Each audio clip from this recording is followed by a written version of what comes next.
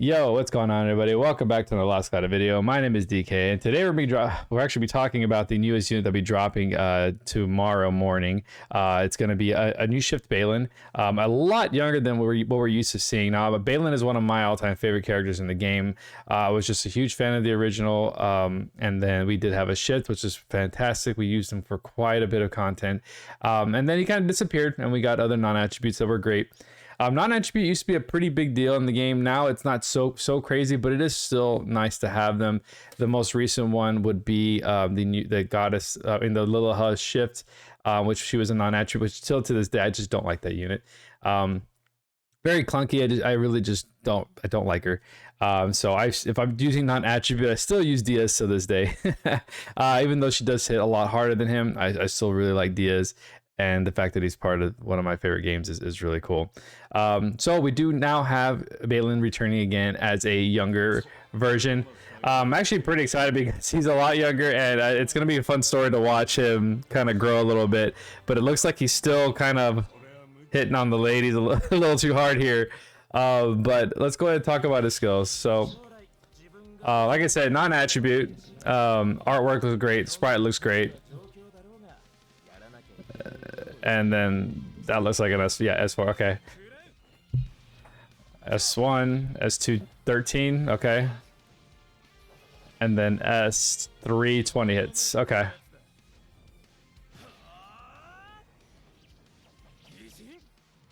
That's such a sick, yeah, that's awesome. Yeah, okay, they kept his original S4 in there a little bit. Oh, that's hilarious, yeah. 54 hits. All right, okay. So let's go ahead and talk about, again, let's look at this real quick. This looks pretty awesome, man. Let's see here. Yeah, dude, the swords there. Yeah, there's dragons everywhere. Interesting. His original artwork is still my favorite when he's behind the city or in front of the city. Still such a solid artwork. I actually can't. I'm surprised we didn't get. I know it's kind of weird, but I kind of wish we would have got his insight. That's an insight I'm actually really looking forward to. Is the original Beyland's insight. Now going over his S1, now his S1 does trigger something important. As you can see, it is a very, very slow S1. This is a very conditional unit, so it's definitely not going to be my favorite. The original Beyland was really just kind of, well, the original Beyland had some really interesting mechanics, like the first counter using skill 1. He had really good, he was like a really good non-attribute attacker.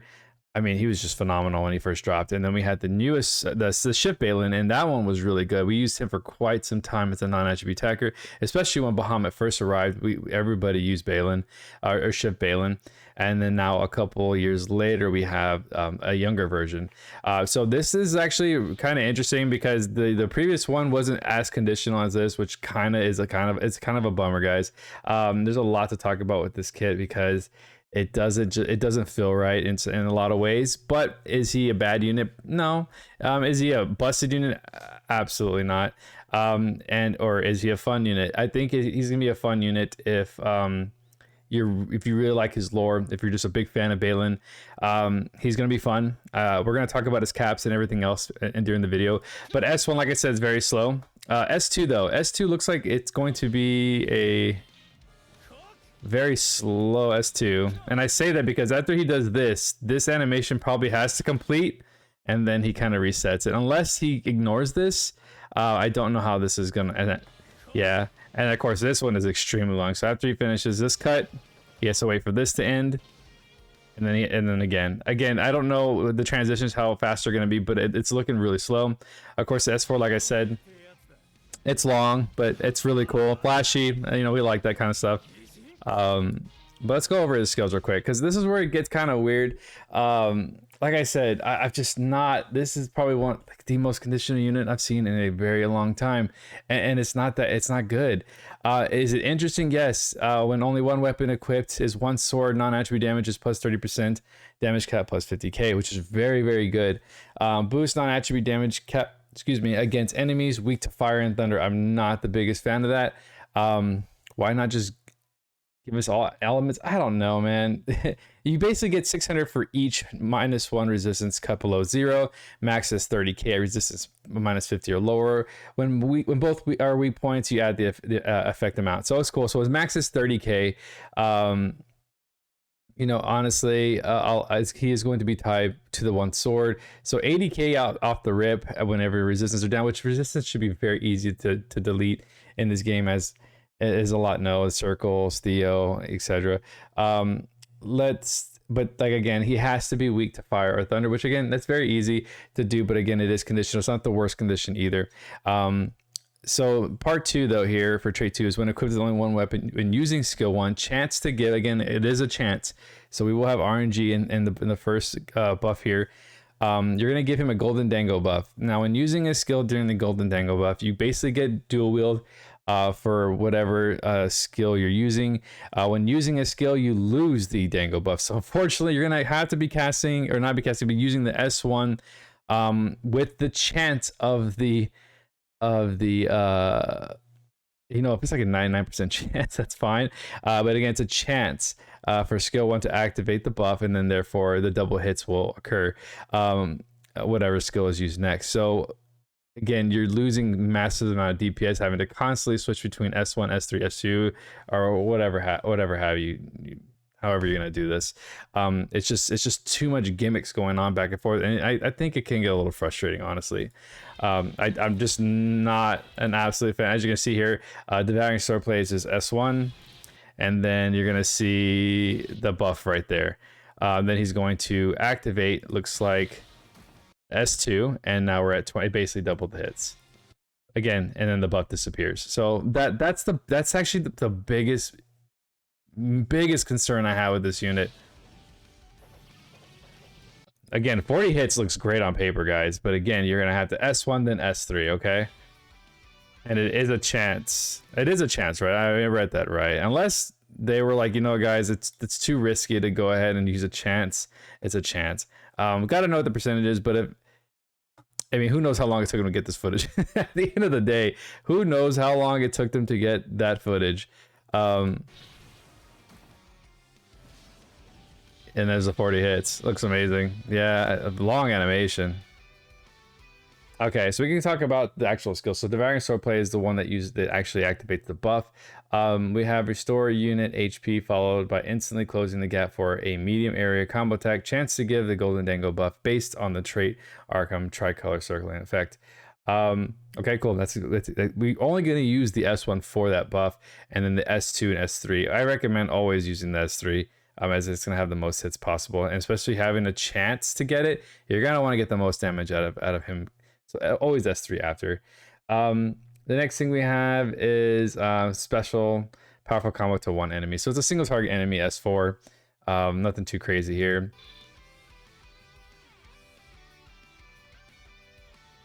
This transition always takes so long. Okay, here we go. All right, so now we're going to talk about the unique skills that he comes with. Of course, everything in yellow is going to be unique, and everything in white is going to be stuff we already have or have used in the past. I have pulled up some of the stuff that I haven't seen in quite some time, so we'll go ahead and talk about that too. We have So in Essence, So as Edge, gradually boost physical and special damage and damage cap over time at max 60 seconds. Again, another condition, guys. We already have a weakness to certain elements condition. We have an S1 to S3 condition for buff, of course, based on a chance. It's just a lot of RNG, a lot of wait time, a lot of just conditional crap. When only one weapon is equipped, his one sword equipped weapon is STR 200%, which is absolutely solid. This guy is going to have quite a bit of STR.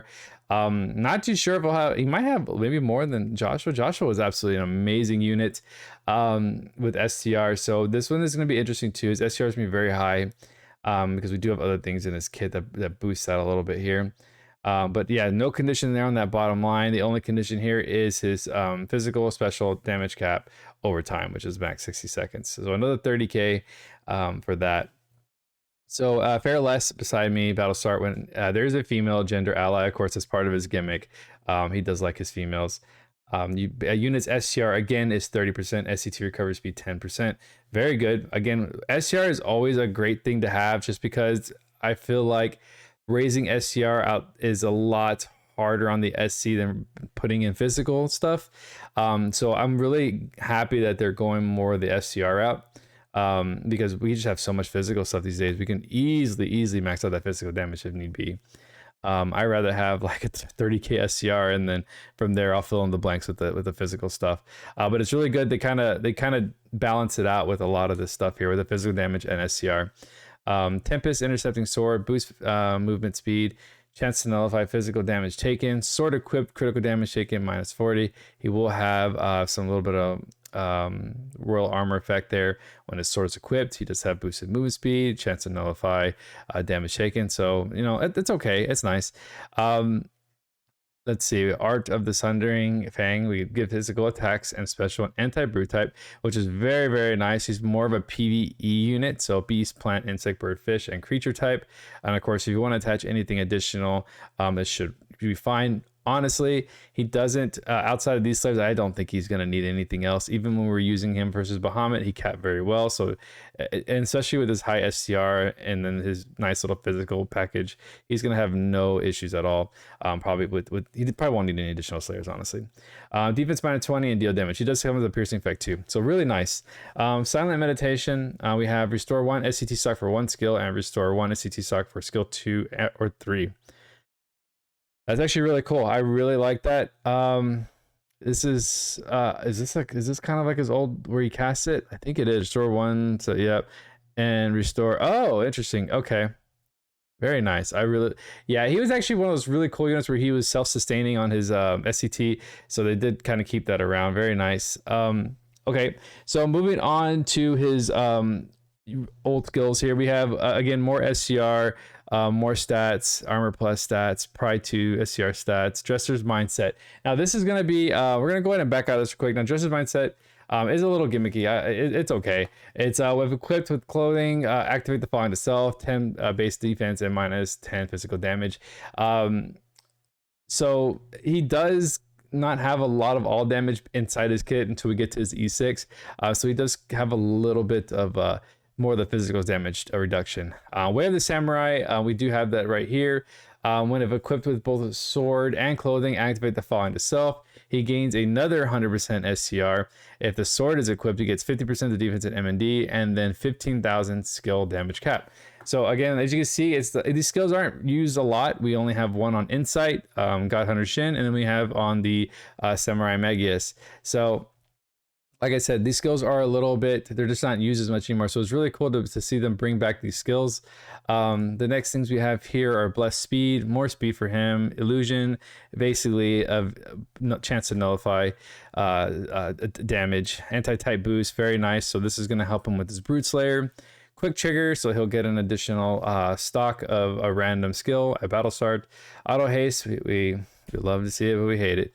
Auto Grand Brave, very nice. I'm surprised they didn't give him EX. It really would have blended well with this CR package. Favorite sword is really nice. I kind of wish they gave him a little bit more than that, but we'll stick with favorite sword. They probably could have introduced favorite sword, another different kind of favorite sword, honestly, and then we could have just used the 15 SC for this, because he is kind of a popular unit. Armor Piercer, Sword Boost, non-attribute drive, two-handed Sword Boost 2, and so we'll have to put on the rest of the sword, two-handed sword stuff. Do I not see two-handed sword? Ah, that's where they got us at, huh? Yeah, so no two-handed sword. Interesting. So that's gonna cost us. No two-handed sword boost 1. Okay, so they're gonna make a spin on that. Okay, and then we have Sword Boost 4, and non-attribute attack 5. So the rest you'll have to spend on. They only give us drive and 5, so we'll have to spend on the rest of the package if need be. Giant Killing 4, 5, very nice. Again, boss killer slash wave clear. That's what he's going to be doing.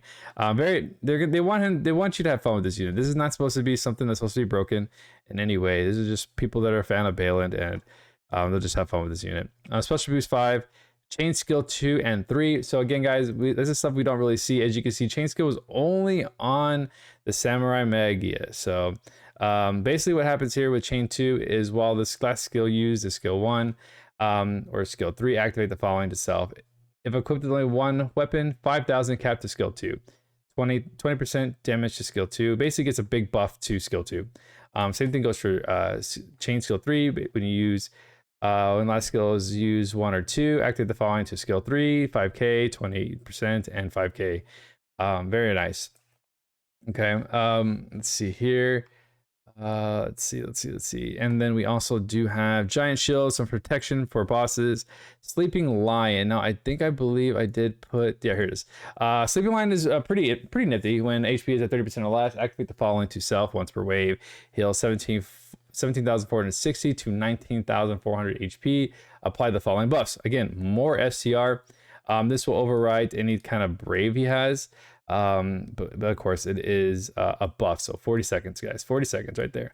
50% skill charging speed and 2 + 2 to movement speed, so he's gonna be very fast. Units on this one, like I said, they're kind of unique. This one's a lot older.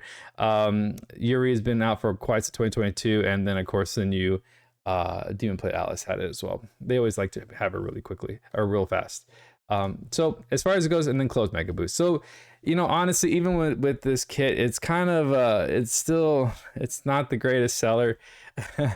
Again, guys, they're trying to potentially bait you for before anniversary or half anniversary.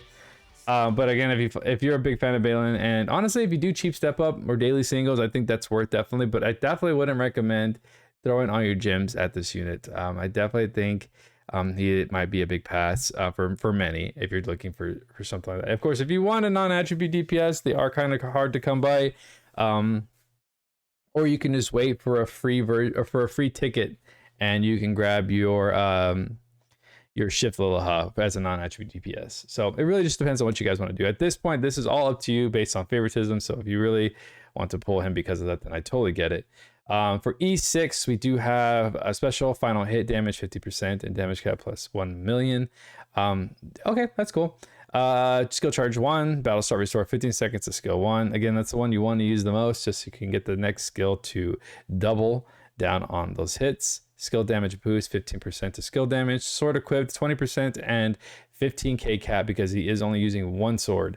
Damage taken, so that's gonna, again, all damage, counter, magic, and physical.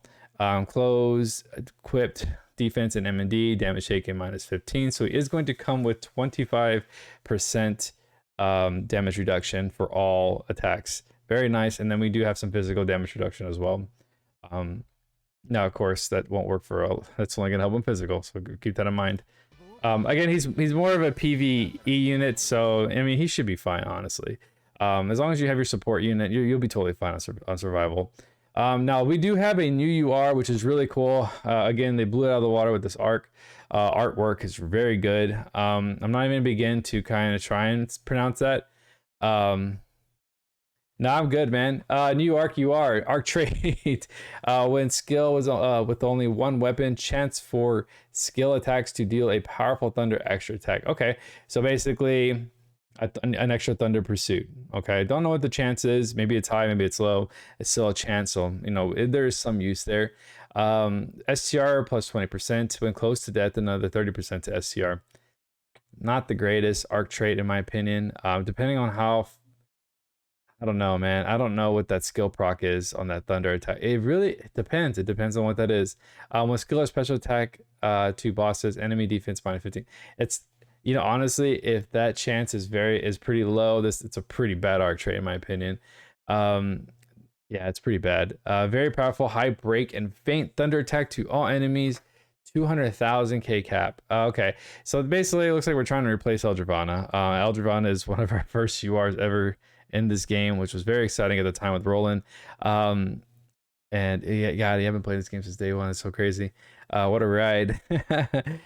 So yeah, really cool. Basically, we're not replacing Eldravana. We'll just have double break at that point, because this was actually pretty cool because it gives all allies 150% damage buff. And then also another 50k cap to enemies and break. So really, really cool.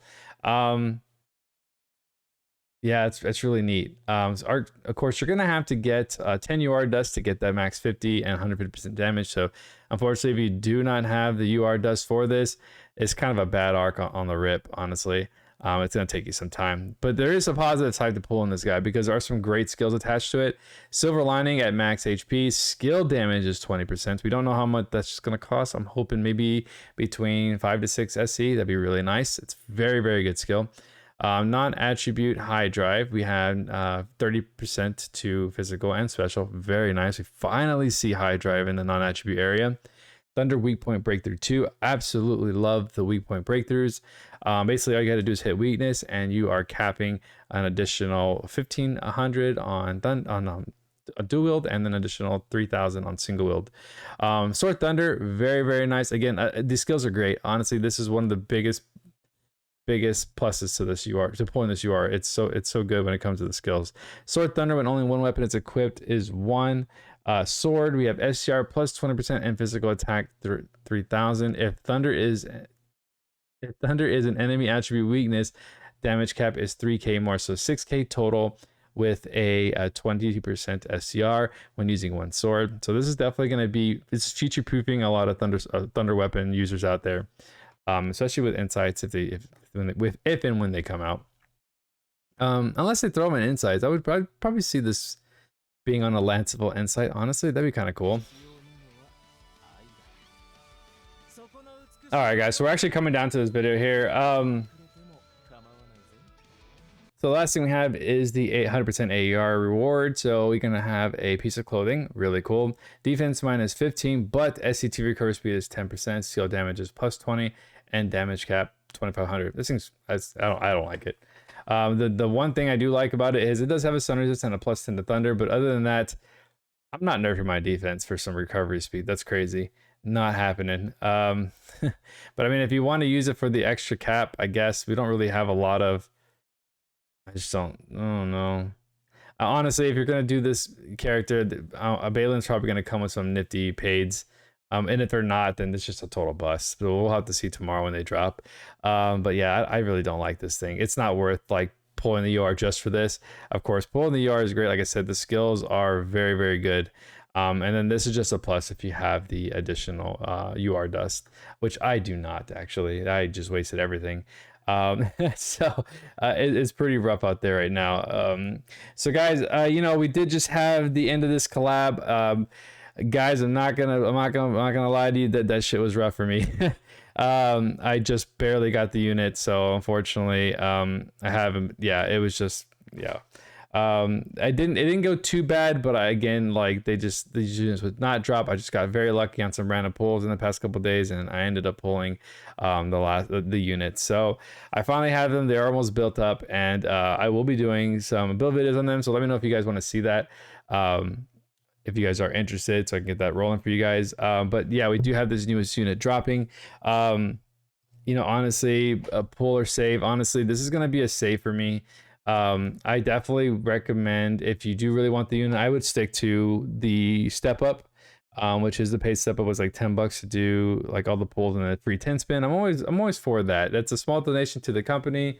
And you potentially could get the I've gotten the UR and the unit within the first free step up, or the paid step up, which gives you the free spin at the end. I have pulled the arc and the unit in the 10 spin, so I always do try my luck at that. Of course, I don't encourage spending, but that is one thing that I don't mind doing.